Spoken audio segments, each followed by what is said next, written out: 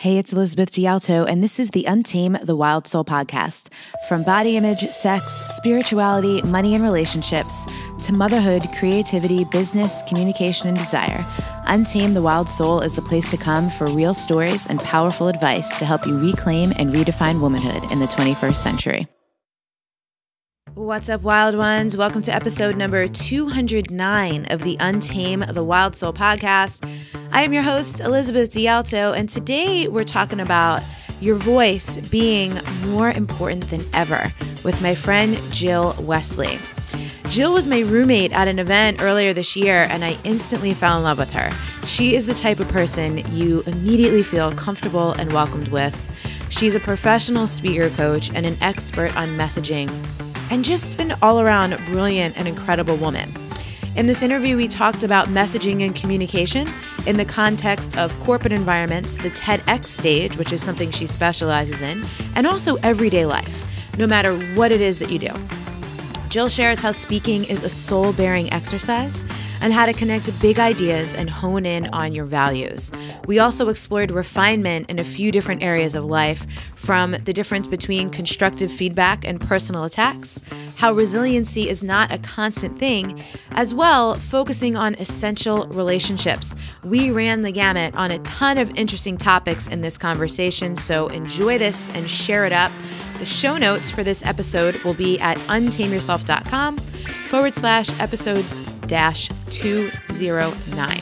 I also want to remind you, if you have not yet checked out wildsoulmovement.com/resources, there's like 9 different free downloads for you over there to explore all kinds of things that we talk about on the podcast pretty regularly. So if you're looking to go a little bit deeper for a particular resource, there's things over there on integrating masculine and feminine energy, learning how to trust yourself, letting things go for good, learning to speak your own body's language of the senses, all kinds of goodies, really based on things that we get questions about a lot too. So again, that link is wildsoulmovement.com/resources. Check that out. And now on to the show.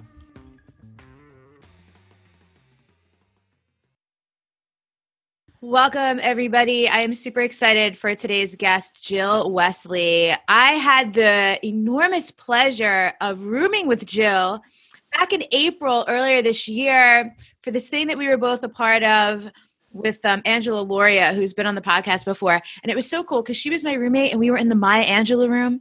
And earlier that day, I was listening to a podcast and Brene Brown said something about Maya Angelou. And then I walk into this room and it's the Maya Angelou room and I'm like, oh, the synchronicity. And then Jill gets there and she's just like this epic human being. It was so good. So good. So Jill, welcome. I'm so happy you're here.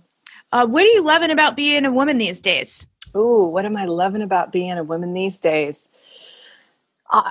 In general, I have nothing to compare it to. So what I love is what I know. And I had an experience yesterday that kind of reinforced what's special, that feels great about being a woman is I've always had male friends. Mm-hmm. And I had just a really rich, deep, heartfelt conversation with one of my guy friends. And it just reminded me that for a lot of men, having a female presence in their life, someone who's a deep friend, and I know you have male friends too, allows them to operate in a way that society doesn't necessarily let them do. And it reminds me that more men want to do that than we think. So I love that so much. I was chatting with a new friend this past weekend. She's running this event. I'm going to collaborate and help support her out in November, where part of the experience, there's going to be way more women than men. Yeah. But the men's experience is going to be curated around getting to embody the energy of protector. Oh, okay. And getting to be around the feminine energy and feel into it, and then being a protector, but not a predator. That's big. So interesting. And I love, we're really living at a time when there's so many different dynamics between people around so many freaking things. That's the new name of our the program. So many freaking things. You're right. No, but don't you think that that's the truth of it? It's not always an either or, and people should be able to show up the way they feel naturally inclined to show up. Big time. And you and I, before we hopped on, we were just talking about something I had posted the other day. I just was so curious about the experience of people who I think I called it of mixed descent, right? So like I'm Italian and Puerto Rican and German and Irish. You are, what are all of the things that you are? I just got my 23andMe. I am Ashkenazi Jew on my mom's side and African American and a smattering of European my dad's side. Yeah. And so there's so much conversation these days about things like white privilege and racism, specifically in various groups. Yeah. But then there's all of us who are in between who were not just one thing. Right. And the response in that thread was so fascinating how for some people, they don't care. For some people, it's very confusing. For me, I'm in the confused camp. Like, I crave it, but I get white privilege, so I feel like I don't get to claim my brownness. Right. So fascinating. That's so true. That's so true. Yeah, because I always joke about, being of mixed descent. It's in a lot of ways, you're too much of one thing or not enough of another, according to some people. But it's taken, I'm almost 50, so it's taken a while before I've been able to get to a point where I'm comfortable in my own skin and just knowing who I am and knowing that I still have a lot to learn and I don't have to feed into negativity with other people's perspectives around that. Yeah. And I think that's like the balm, BALM. I feel like I need to spell that when I say it sometimes because people are like going like, that's the balm. Well, that may work also. Could also work. But I feel like that's really the balm for everything. Yeah. Is just knowing who you are. But it's a journey. Self. Yeah. It's a constant journey because we're always changing. I know. I thought I had it all figured out like at 17, didn't you? I knew it all. I don't think so. You weren't oh no? I don't know. I was always so curious. Yeah, that's good. I don't know though. I'm sure there were times when I think my late 20s, right before I got slammed by a variety of awakenings, I thought that I had my shit together. Right? Yeah, as everyone does. So here's what I love about what you do. You're all about messaging. Mm-hmm. And messaging is basically a context of communication. We love to talk about communication on the show. Yeah. And everything, every time we open our mouth, we are really giving off some kind of message or another. Right. So you help people. Well, actually, I don't need to describe what you do. You describe it because you'll describe it better than I can. And then we're going to riff from there. Okay. I work helping speakers and authors and corporate leaders and people who have deep expertise. I help them land and leverage TEDx talks. And that's based on my 25 years of experience working in a corporate setting. I still have some corporate clients, and I worked doing speech coaching and keynote coaching for high stakes presentations for senior executives. And then I started working with TEDx about 4 years ago. So I'm really curious, what do you notice are some of the biggest distinctions between corporate clients and messaging in that world and TED Talks? Yeah, there is a big difference. Messaging in a corporate setting, I'm running it through two filters. In a corporate setting, I'm running it through the message that's consistent and in alignment with the brand or the company. And I'm also trying, that's what I feel like is my secret sauce, is in a corporate setting, still helping people tap in to their own messaging and what they stand for, and helping people understand that you showing up in your own business presentation matters. It's going to engage the audience. It helps to connect people. It helps them remember what you're speaking about. And you're going to develop richer conversations as a result of showing up in your own talk. So in corporate, I teach something called the science and soul of speaking. So yes, there's a science to it. There's methodology. We talk about, neuroscience and psychology and construction of a talk, but it's seriously about the soul too. So in corporate, I'm balancing two different messaging. In a TEDx scenario, for the most part, people are up there presenting their work, and it's called a big idea in TED speak. So their big idea is something that it's a call to action to the world, or it's the conclusion of 10 years of research that they've done. It's the one thing that they want to speak to the world about. And even if someone has been working on one thing for 10 years and it seems pretty straightforward about what they want to say, what I'm also doing is holding space for them to feel, to lean into feeling vulnerable and feeling exposed. Because it's one thing to write a research paper or write a book about what you believe in or what you work on, but to stand up on a stage, TEDx San Francisco, I work on that event, was 1,000 people in the room. That's a soul-bearing exercise. And so when I'm working with TEDx speakers, we're doing excavation and we're mining for, yes, you do have a big idea, but what does it mean to you? And how can you connect that to your audience? Yeah. And I'm always interested in taking whatever is the context of the guest here and laying it over on whatever is the context in someone's life who's listening. So we have people listening who, like, maybe they're not about to give a TEDx talk or don't even have anything, but in their own life, they're wanting to drill down on, like, what are my values? Mm-hmm. How am I showing up in my community, with my family, with my kids? So can we talk about honing in on people's values, especially in, like, the age that we live in right now? It's like, and maybe this is just my experience. I feel like some people can relate. You can let me know if you can relate to this or having a different experience. What I thought my values were are becoming more refined. It's almost like it's an interesting thing. They're refining, but because of an expanded view. Does that make sense? Yeah. Wanting to include more perspectives that previously didn't feel as urgent or important to me. Wow. Yeah. May I ask really quick? So the expansion piece and wanting to include more, is it one of those things, the ancient proverb or saying, the more you know you don't know? Yeah. Is it something along the lines of that? Yeah. Like, oh, damn. I had no idea. But isn't that, for me, that's juice. That's so exciting. Yeah. Like, there's moments occasionally where I get overwhelmed, but for the most part, it feels like, wow, what a gift. Like, what an opportunity to keep learning more. And there's moments where I look back and go, oh, I shouldn't have said that. I shouldn't have done this. Or, we have our own list. Yeah. But that the growth is being able to look back and reflect and do better the next time. Have you ever seen the movie Billy Madison? Yes. Okay. Did we talk about this? We both talked about the fact that although we are mature women, there is kind of like a middle school boy humor that we share. That's right.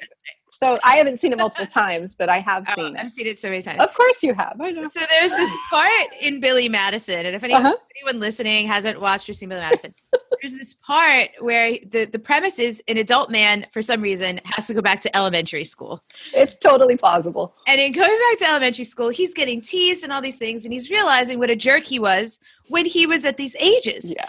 And he starts, like, calling people to apologize. So he calls Steve Buscemi and to apologize and whatever. And when they hang up, Steve Buscemi turns around and he has a list on his wall that says people to kill. And Billy Madison is on the list and he crosses them off. So, like, as you just said that, I'm thinking of, I have gone back. Like, my gosh, totally. There's really a handful of people in my life, some as far back as elementary school, some more recent where I've been like, yo, I am so sorry. I just didn't know. It's not an excuse, but I'm sure you felt shitty because there's no way a human does it because of this thing I did or said. Yeah. And I've also been on the receiving end of messages like that from other people.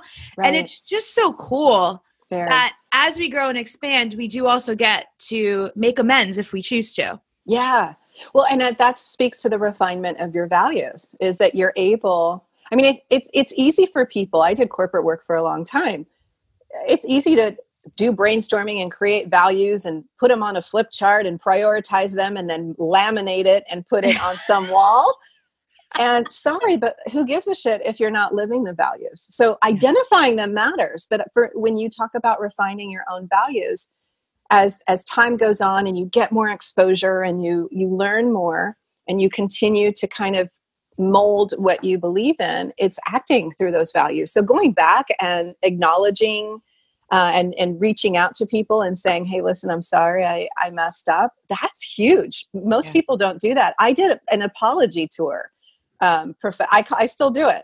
You want to hear about it? Mm-hmm. It's from corporate, because I spent the first 18 years in corporate working successfully as a communication coach and a trainer and presentation coach. I did a ton of work for women, teaching them how to be successful in the workplace and their messaging. And it was basically, if I look back at it, I was basically telling and teaching women to act more like men, so they can be seen as powerful, successful, etc. And 7 years ago, I just realized, what the F? That's not where the work is. The work is reaching out to men and helping them expand their awareness and knowledge that they're not the default setting for communication. And it's not up to, I naturally have kind of a maybe neutral, at times masculine, textbook masculine kind of communication style. So it was very easy for me to navigate the world and be the only woman in a room in a business setting. But I do a lot of work now talking to men around, listen, this is how you define successful and influential and powerful. And it's one version of it. Let me show you what it can also look like, because you have bias just like I do. And so and if I have a mixed group, I always talk to people. I talk about mansplaining. I talk about all that stuff. And I say, if you're aware of it, now you'll notice it. A lot of it's unintentional. So yeah, the apology tour. How is that received? You know what? It's a mix. You're always going to have, if I'm doing a program for 100 people in corporate, I always say, I call it the 4% rule. There's always 4% that sit and plot my murder while I'm up there. But just, no, I'm teasing. But there's some people that they sit there the whole time, and you could be talking about anything, and they're on their own journey. And it's not that I don't care about them. It's just, I don't put a lot of energy into them. But since I've been doing it the past 7 years, when I go into, I still have some long-term clients that are law firms, and I do their new attorney programs. And I talk a lot about bias, and I talk a lot about communication, and it's really well received. And the way I can position it is I can say, hey, listen, you are about to enter the workplace. You have so much more influence than you ever realized. If you look around the room, we may have, 30% of the room are women. I'm talking to everybody in this room, but I'm talking to the men, because there's a really cool opportunity for you guys to catch things before they become patterns that are so ingrained, and you won't be. So I position it all around leadership. That's cool. And I'm a straight shooter in terms of how I talk and the examples I give. But the word is refine. I've been able to refine my message, because 7 years ago, I was much more like, you know what? Women are sick of this. I was way too kind of. We are sick of this shit. We're not putting up with it. Exactly. Where's a lighter? I'm taking this bra off. So, I think I look back, and I imagine you getting escorted out by security. Exactly. Get your hands off of me. Yeah, exactly. Exactly. They need to know this shit. That's right. I'm waiting in the parking lot for everybody. I'm not done. So it's about messaging, though. It's about messaging. I still believe the same thing. Oh, you want me to?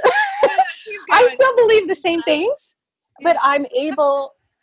I teach messaging for a living. It's having the same values, but knowing who your audience is. So I can be super firm with a corporate executive if I'm coaching him. I can say, in a one-on-one setting where I'm not worried about him saving face, or I can say, here are 3 things I just witnessed in your meeting. Number 1, you interrupted so-and-so 3 different times. Do you remember when she said this? I can be super firm and very clear, because they're paying me to tell them. Yeah. But if I'm working with a group, I have to kind of pay attention to where people are and how well they can receive things. So I don't have to kind of come in like a bull in a china shop initially. And I can still, plant the seed for people and help coach them. This is awesome. I love it so much. So I want to come back. You said the 4% rule. Is that an arbitrary number you made? Oh yeah, I made it up. Okay, cool. I just I work with speakers. So I always tell them, listen, it's based on the data I've made up in my head. 4% of the people, they're just not going to probably please them. And the minute you see that person in the audience, here's a tip for presenting. If you find that person who's giving you stink eye in the audience, the default for most of us is to try and win that person over. So we'll keep looking at the person giving us stink eye, and we do that with our own critics, don't we? Yes. It's the one negative comment, and that keeps us up. And it's not that there isn't value in people's feedback, but I'm just saying after, I've presented thousands of times, there's some people that unless they're the decision maker, if it's a decision maker, I have to make sure that I'm on track. But if it's, Joe in accounting, too bad. I'm not going to. Sorry, Joe. And you know what I find to be so interesting? And again, people listening, you might not be someone that stands on stage or in front of a room and presents to others, but like you're having conversations with other humans all the time in a variety of contexts. What I find to be so interesting is I'll find that stink eye person sometimes. And then afterwards, they'll be the person that's like, oh my God, that was so amazing. And you're like, what? Yes. So it's just like, it's such a reminder that like we had never have any idea what's actually going on with someone. Like inside their head. They had a stomach ache. Maybe they had a headache brewing. Like maybe they have that, what is called resting bitch face. I don't know. I have it. Yeah. Do you? Oh my goodness. Yes. And I'm glad that there's a name for what I do. Yeah. So, but here's the thing that you mentioned around, it's absolutely true. It's not just about somebody who's doing speaking. Public speaking is anytime you're talking to another person.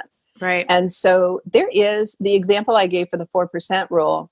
It isn't necessarily the person that looks critical, because it's okay. I mean, a lot of people, their resting listening face actually is a furrowed brow because they're processing what you're saying. Yeah. The 4% is often when you get feedback after a big presentation. Yeah. I was on the road as a speaker for a very long time, and I would keep we would keep the stacks of evals, the crazy evals we would get. And I remember one of my favorites was I hated having to sit and listen to Jill. She's painful. She reminds me of my ex-wife. And I was like, okay, sorry, dude. I don't know what you want me to say, but I bet I could have a nice, interesting glass of wine with your ex-wife. Right. And that's just. But I can't control that, And that was not useful information for you by any stretch. No, but critical feedback, that's good. Yeah. I have a challenge with people that speak for a living, or let's say they're in the online space and they have kind of a public platform, and they think that everybody who gives them feedback is a hater and they don't take it in. Right. There's a difference between constructive feedback and someone who's attacking me personally. So 100%. And this is a great conversation, because I didn't see the post, but somewhere there was a conversation recently about claiming shame. Right. Oh. People are I feel like becoming very aware and tuning into like, what is shaming? I feel like there's a lot of fuzziness around shame. So much fuzziness, right? Yeah. Because sometimes it's just feedback. Someone sharing their experience of you with you is not necessarily shaming. I think it's shaming when they are using hurtful language and not making any effort or attempt to like own their perspective and not like put you down about it. I'm sure Brene Brown would explain it way better than that, but I think you're right though. Yeah, it's so interesting. And again, it puts people in the position of not having to take responsibility for the impact of whatever it is that they've said or done that might have rubbed some people the wrong way. Yeah. And look, sometimes the messages are not packaged well. No. And so much of it has to do with how I'm doing. There's some people that could look me in the eye. I mean, it hasn't happened, but who knows tomorrow. But somebody could say to me, that was crap. And I don't know where you get off saying X and Y. And I wouldn't have an emotional reaction to them at all, because either I have no relationship with them, or I'm not, there are times where someone can give us a look and we feel crushed. And other times someone can say something that would be considered rude and we're able to just kind of let it roll off our backs. So I think in a professional setting, if someone is if they're an entrepreneur or if they're an author or speaker, I think we have to accept that there's going to be some resistance to our messaging or some criticism that may not be delivered well. And I think it's up to us to whether or not we want to take it to heart. I run things through a filter. I usually just try my best to think, what is the person really trying to say? But it's extra labor to do that. Yeah. And it's almost like trying to decode like hieroglyphics because there's so many factors going into what was that person trying to say? How do they communicate? What's their ability to communicate? Right. Like, who the hell knows? Is it Tuesday or Friday? No idea. That's so true. So this is interesting because I forget what it was. Oh, I know exactly what it was. Actually, I made a post recently where I called it an empowerment tip. And I was like, stop asking people to educate you. Like, do your own due diligence first, right? And it was really interesting because and the example I gave is like, if you could Google something, Google it and then ask a question, Ask the question. Oh, wait, you mean just in general? In all kinds of contexts, right? Oh, you mean like the people on Facebook that are like, yeah, I need a good burrito recipe? And then is it that people? The range from that to like, oh, can you describe this like insert esoteric or like deeply intricate topic? Can you give me an example? And I'm like, how much time you got? So true. And also, how much would you like to pay me for the labor? Totally. You know? That's what I do on online when it comes to anything related to, and I know it's not always well received, but when people ask really basic terms, they're basic in terms of it would take someone 35 seconds to find out. And especially when it relates to, race or something related to politics. And I just put Google it with my brown thumb as like, you can do it. Google it. You can do it. And, so one person had commented on when it's funny because some people were like, yeah, thank God, finally someone said it. And some people were like taking it as if I was saying, don't ever ask me a question again. Right. And actually the best comment on the thread was my mom. I was like, Mom, she said something great. And then, but one woman was like, your posts have been really bitchy lately. And I deleted that only because it's like, I won't. You don't engage? I'm not going to say it in a different way. You know what I mean? Yeah. Like if you can't come up with a better way to tell me that like you're not into this post, I'm out. But I didn't feel shamed or anything like that. But it was just is rude. This is my online house. And it's like, that's like the equivalent of someone like kicking in my front door and being like, I don't like the way you decorated your living room. Okay. Yes. That's so true. Oh, I love that. And your online living room. Yeah. Right. So it's just like, in terms of standards, I'm like, I'm not going to have people talking to me that way on my own stuff. Like that's fair. Somewhere else. That is fair. And it was cool to see a couple of people felt that way. I was like, okay, like great. Maybe it was a little abrasive. I'm okay with that. Right. Yeah. But saying someone is being abrasive sounds different to me than saying it's bitchy. Yeah. Yeah. So, whatever.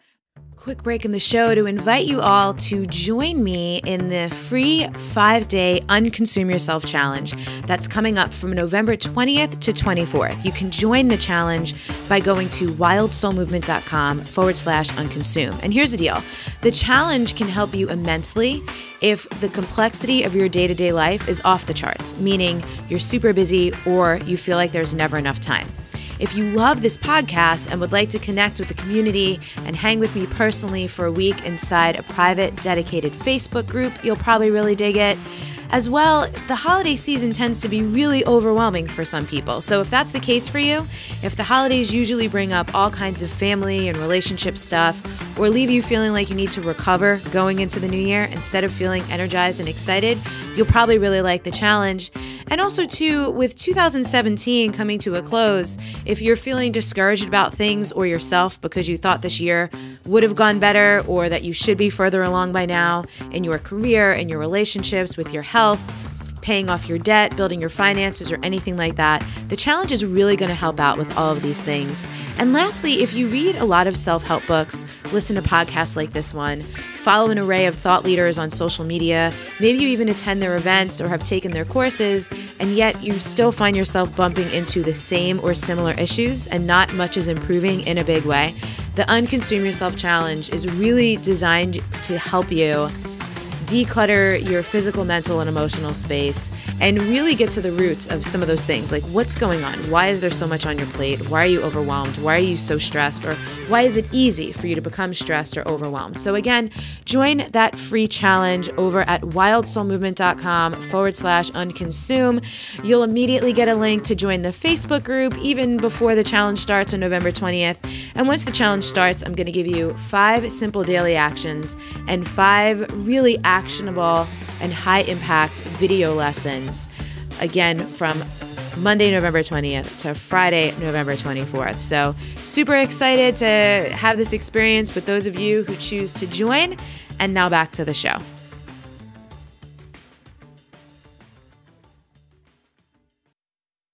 But so this is all about the messaging and like the receptivity of the messaging and like both sides of it, right? So this is one of the things. Yeah. How there's like the personal and the professional side of this. And actually, so we brought up values earlier, and I loved what you said about, we can brainstorm on the values and then laminate it and put it on a flip chart. How do people go deeper to get to like what their actual core values are, like what they freaking stand for, so that they can weave it into who they are and how they show up? There are a variety of ways people can do it. One of the tools I'll use, it's been around for decades. It's actually what I think psychologists and sociologists used to use. It's a list, it's a values list. And you ask people to take a look at it and kind of, without overthinking, circle them. And sometimes they have to prioritize them. And a lot of times people stop there. And I use turning points for people to help them connect to those values. So turning points are those moments. I've done it for about 15 years or so. Turning points are those moments in our lives where we're confronted with, it's either a situation we've never seen before, or it's a situation where a decision is made or we react in a certain way, and it clarifies things for us around what. So like, I know justice is a very strong value for me, justice / equality. And I mean, I know I can trace things back to being I have a crazy memory around certain things in my life. And like where I'm not into clothes, but I can remember what I wore like 90% of the time, which, well, these days it's yoga pants I don't do yoga in and a t-shirt with a stain on it, probably because I work from home. But I can remember, I have a lot of clarity, probably from age like 3.5 on.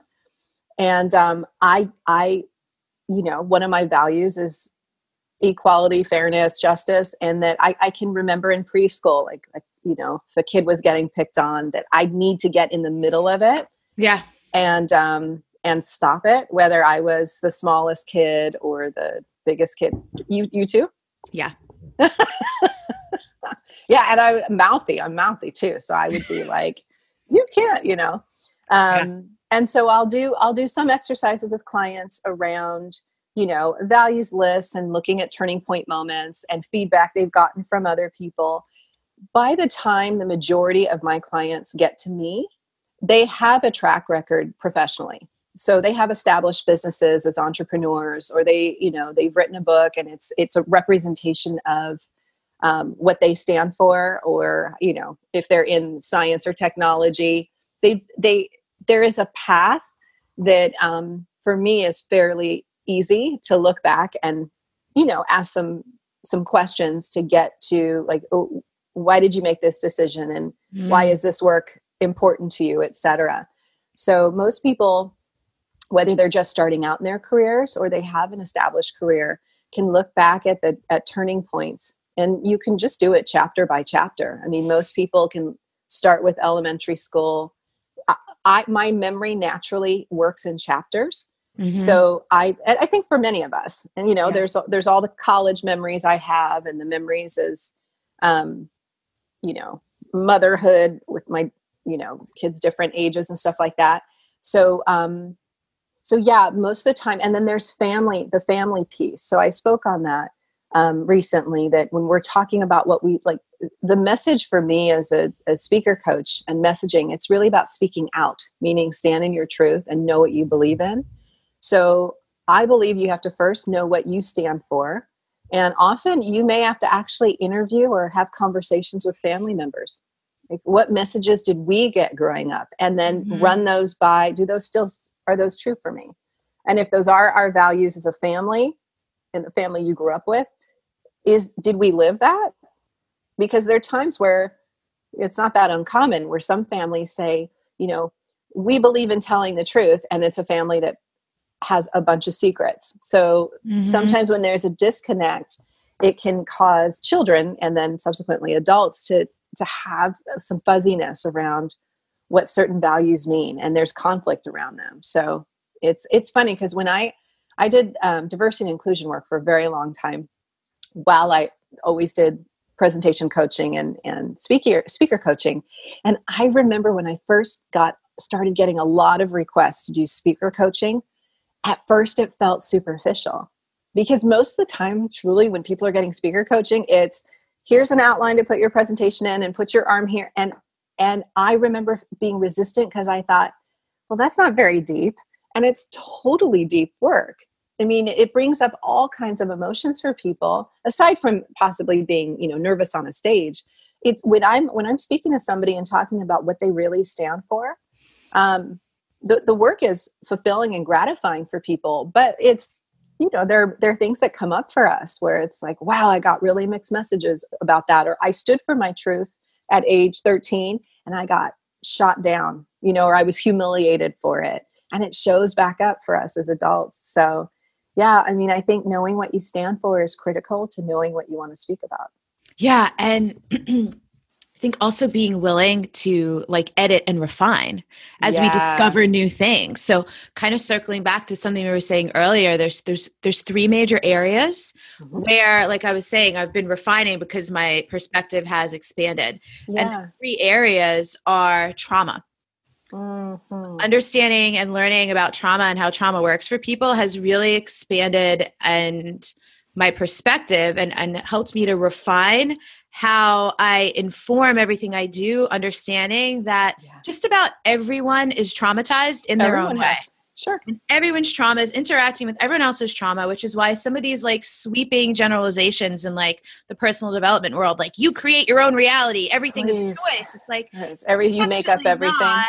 Yeah, because it's and to go to the equality or equity conversation, it's well, not necessarily, right? We don't want to say that you haven't worked hard or anything like that, but you had some advantages that you might not have realized you even had. That's right. It's quite a bit easier for you than it was for other people. Or, you didn't realize your nervous system was hijacked and the choices you were making were totally informed by your wounds, not survival, only from survival. Totally. And, even me right now where we're deconstructing and reconstructing the business. Yeah. And I'm realizing, the relationship I came out of about a year and a couple months ago at the time this goes live was super emotionally abusive. There was all this stuff I've talked about on the podcast, but I was in a survival mode I didn't know I was in. So in a lot of ways, the foundations, the things that I built on were kind of shoddy. Makes sense. And I'm having to not go back, but pretty much take that apart, fortify the foundation, and then rebuild from an actually more solid personal place and more informed perspectives.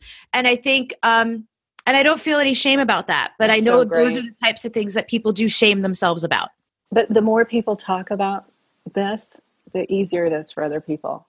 Totally. I think that's super important. So it was trauma. It was the whole justice conversation, racism, white privilege, oppression, all the ways it happens. Oh, it's everywhere.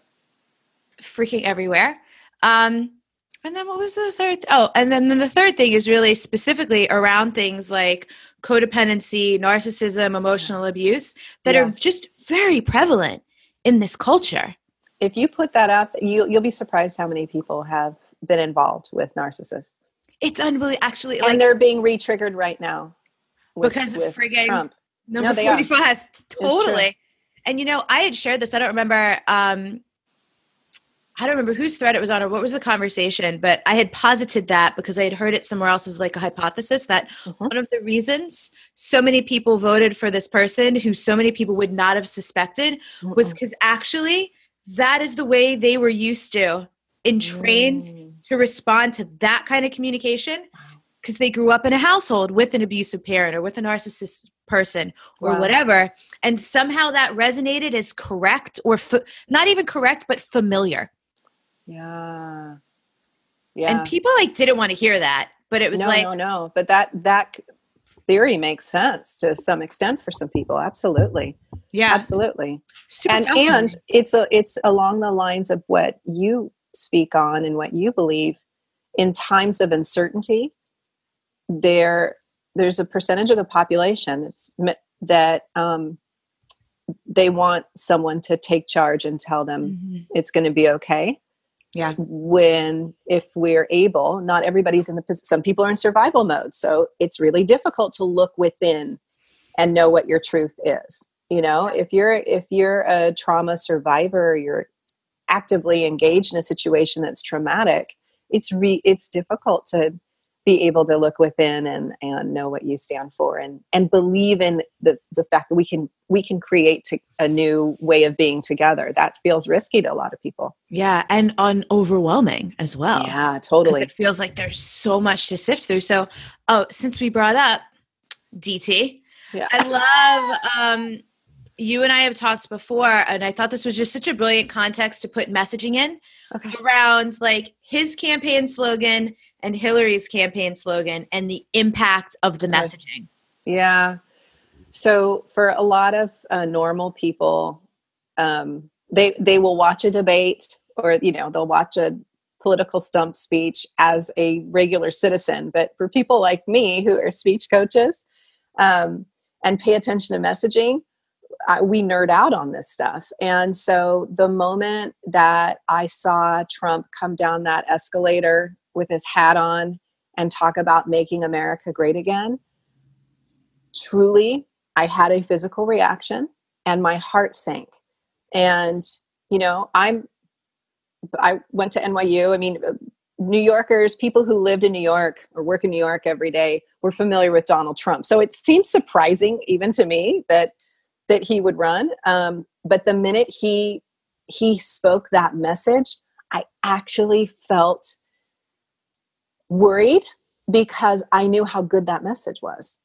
Because that message for some people is a dog whistle, and a dog whistle is a term where if you're speaking in, if you want to speak out against certain groups of people in the United States, so people of color, homosexuals, etc., a dog whistle, usually it's done in the context of race, is where you don't actually say, Black people are dangerous. You say something like, inner city crime is out of control. And you're not necessarily speaking to people that are in the inner city and looking for solutions. You're signaling to other people who reinforcing some of those thoughts. So when he said, make America great again, I immediately had a response because it was such an effective message. And I remember Reagan had used something similar. So it was a familiar refrain for people that knew and loved Reagan. And it was a dog whistle of sorts to talk about, well, it's either nostalgia for a lot of people, or it's, things used to be better before everything changed for us. And Hillary Clinton's campaign, there was a piece that came out recently. Somebody, I think it was leaked, unfortunately, or one of the emails that was recovered, that was taken from the WikiLeaks scandal. And it was 85 or 86 different core messages that they came up for her campain. They came up with their team. Way. And I'm telling you, I was reading them and it's like drops of tear. No, I mean, they were terrible. And I know it was a brainstorm, but oh my gosh. So my frustration was, even in 2008, they could not come up. We've known she was going to run since 1975. Like, come up with some good themes and have that as your GPS. So her messaging was, I'm with her, was one of her main themes. And that is crap. Well, it's not about her. It's about America. She's already a polarizing person. So make the message about America and what we represent. And eventually they used Stronger Together, which is decent. But the minute I heard Trump's message, I was like, geez, that's good. Yeah. So messaging matters to people. And what was that? Was it the last election? Which was the one where her slogan was "Ready from day one" or something? That was 2008. They were playing the message shuffle. So they had "Ready at day one" because she wanted to contrast with the Barack Obama's relative inexperience. They had a bunch of them, and I just felt frustrated. I mean, Stronger Together is decent, but pick one and use that as your compass. And it's frustrating at times. Look, it's not all about a message. I mean, it's right. But it does matter. It does matter. And you see it every day. Yeah. And actually, this is one of the best things. I've had, numerous business coaches and done various programs over the years. But one of my very first was Marie Forleo. And one of the things that she really drilled into us was like having a core concept. Mm-hmm. And when I redid everything and rebranded and went in the direction of Wild Soul Movement and the work that I do now, my core message is still everything you've ever needed has always been inside of you. It's beautiful. And and literally everything we create, to have just that one core thing that's based on your values, based on your standards, I get it, because I'm always tapping back into that and going, have I strayed? And sometimes I do, right? Yeah. Sometimes I'm like, I'm about half a mile away from that core message right now. I gotta snuggle back up in close to that thing. Yeah. And we've also talked about, there's a Gandhi quote, and actually recently I realized there's a whole book about it.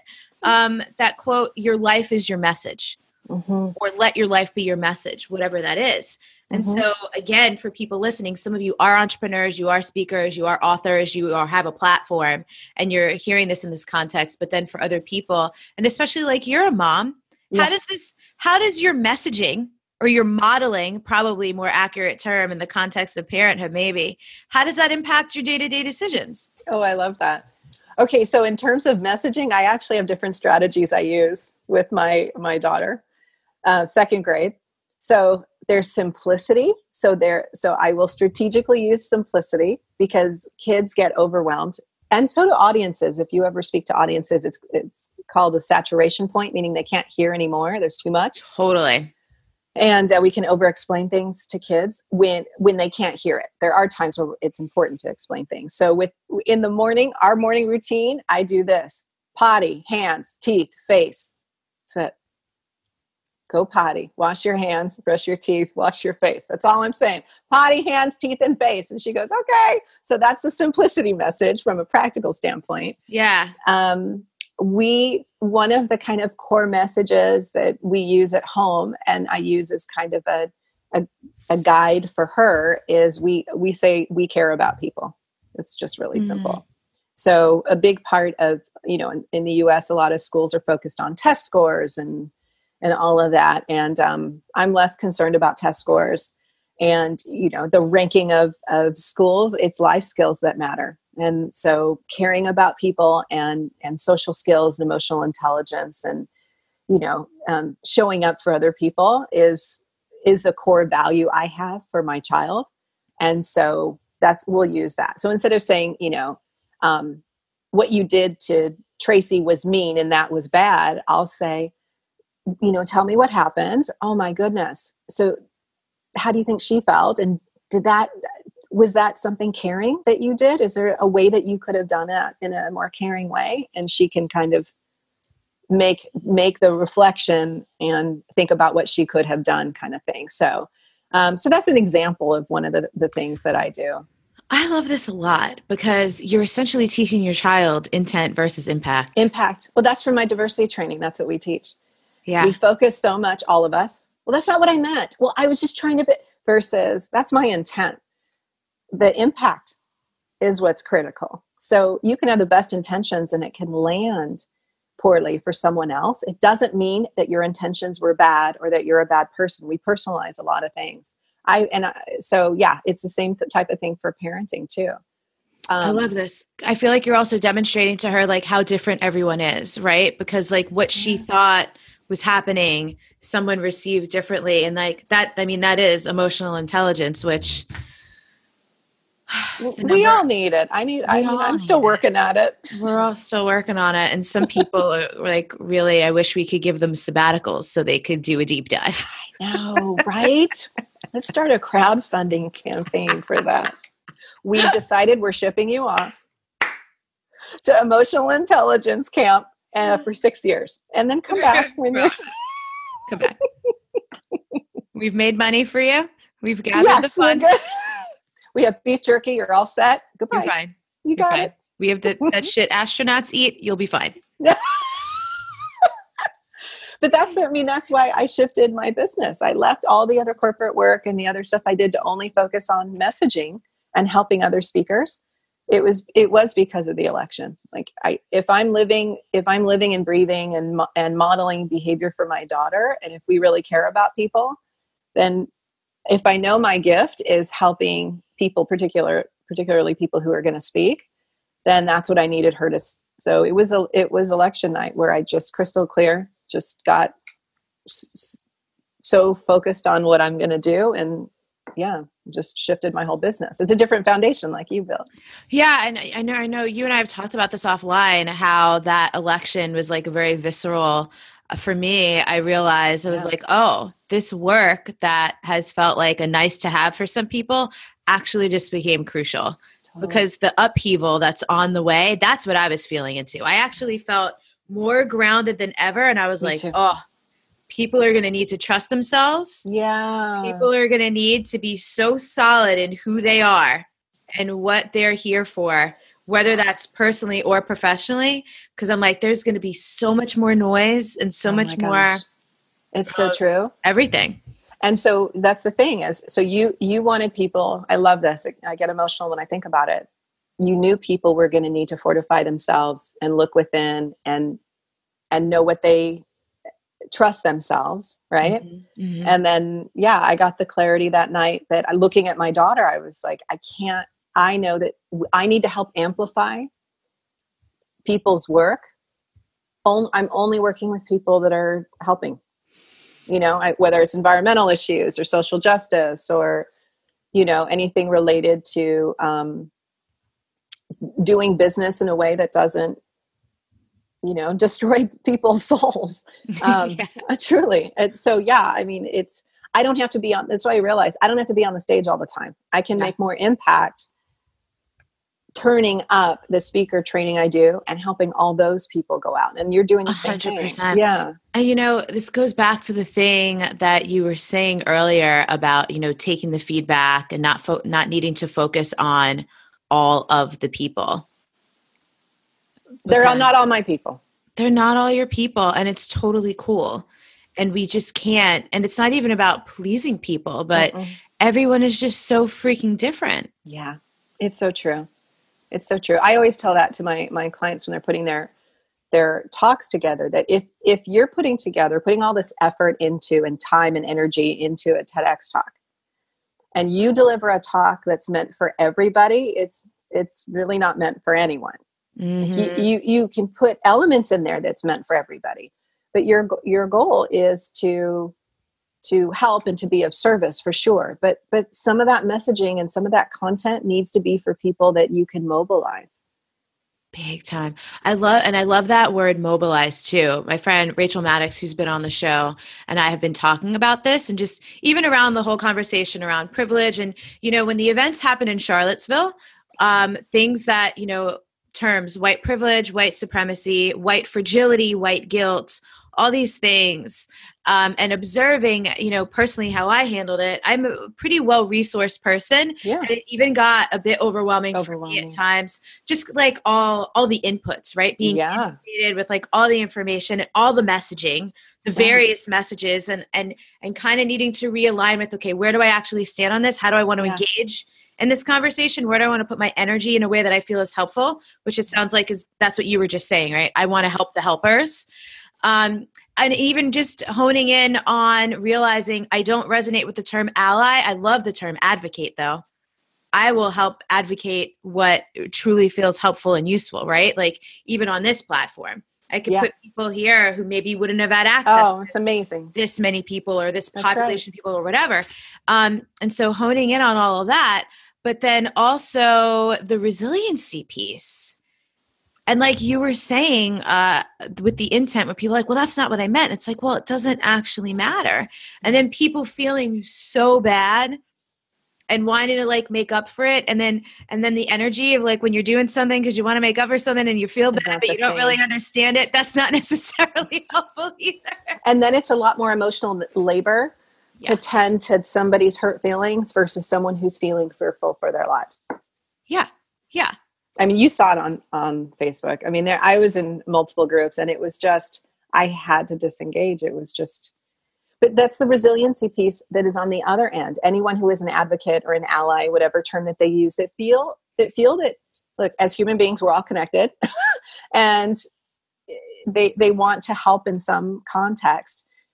I noticed that resiliency is kind of, it's not a constant thing. There are times where I'm super resilient and I'm like, pew, pew, pew, like stuff doesn't get to me and I can be in the middle of stuff and be under fire and, deal with all kinds of people that are super resistant to things related to equality, and then there's other times where I'm like, I cannot take it. Like I'm tapping out for a little bit and I'll be back, but I just don't, Yeah.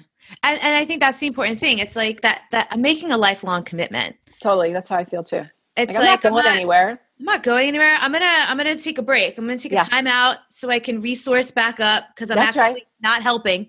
Nope. I'm not helping if I'm not resourced. Right. Right. That's so true. So in terms of, when I say untame yourself on this show, it really just means coming back to your true nature. It's not having to be like this wild and bold and crazy or, whatever. How are you untaming yourself right now? How are you like stripping away at like what isn't true for you anymore and embodying or embracing or living what is? How am I untaming myself? I think the way I'm untaming myself right now, you talked about just like, I know I'm in this work for the long haul. Mm-hmm. I know that I will in some capacity. I mean, I know that all of the work I've done professionally is about helping people and service. So one of the ways I've untamed myself recently is I'm focusing on essential relationships in my life. And what I mean by that is, when we're younger, it's great to have, I'm a pretty extroverted person, a lot of people around and interacting with a lot of people, et cetera, in your circle. And one of the ways I'm untaming myself is just unplugging a bit and spending much more, quality time. And even if it's just sitting in the same room and we're both reading, it doesn't have to be like, okay, now we have quality time. Let's have a heart-to-heart conversation. But spending time with people I really care about. Yeah, that's just, it feels nourishing. And I feel like in, our busy lives, yes, texting is great, but it's also great to just sit in somebody's living room and have a cup of tea and, look outside the window at the hummingbirds and just be with people. Yeah. So I'm kind of returning to doing more of that. Yeah, it feels good. So prospeakercoach.com, that's your website, right? prospeakercoach.com. Yeah. I love it. So if anyone does actually want to give a TED Talk and by the way, I have 2 friends who've worked with you. You're on my list whenever I get there. I'm here for you when you're ready. I love what you do. And I had a small taste of it at that event in DC back in April. And I was not, talk about not being resourced. I was not in the place. I don't often have regrets, but I was like, damn, I wish this wasn't day 1 of my period. I had been traveling for almost 2 months straight. I was tapped out and I was like, I felt like I missed out because you as a person who's been like speaking and teaching and doing all these things for so many years, you were really helping me like drill into some things and ask me questions no one ever freaking asked me before. I still have my notes. I'm like, well, that was good shit. So People listening, check out Jill's work. She's amazing. The Bomb, BOMB. Oh, there we go. And then are you on the social medias at all, or you primarily operate out of your website? Yeah, I'm Jill Wesley on Facebook, but no, my work has always been word of mouth. So I yeah. love that. If you're in the neighborhood, you come to my house and have, 7-layer dip and tortilla chips. I always have those on hand. But Amazing. no, pro speaker coach is the best way. Okay, cool. Well, Jill, thank you so much. I always love chatting with you and connecting with you so pleasure. much. Thank you. Everyone listening. And also too, I always want to remind people listening, if you know someone who does this work or would be interested in this, share the episode, because it's super, super useful. Come back and re-listen. I feel like there were a lot of great layers and directions in this conversation for the moms, for the professionals, for people who care about justice and equality or any of those other things, or just how you're showing up in the world and your values. So again, thank you. We will talk to you later. Everyone listening, thank you. And till next time. The most important thing to do is understand that you are not your sun sign alone. Most people just know their sun sign, and some people don't even know their sun sign because they think that if they're born on the 21st, that they're automatically a Taurus, when indeed they're the last degree of Aries. So it just never made sense for them. So know what you're talking about. Understand that astrology is so nuanced, right? You are not just your sun sign, you're your moon sign, you're your rising sign, you have a Mars, you have a Mercury, you have a Venus, and it's all about the configuration of the planets. So even if you're a Virgo and you just don't identify with being a Virgo, it doesn't mean astrology is wrong. It just means that your knowledge of how you're relating to it might be superficial.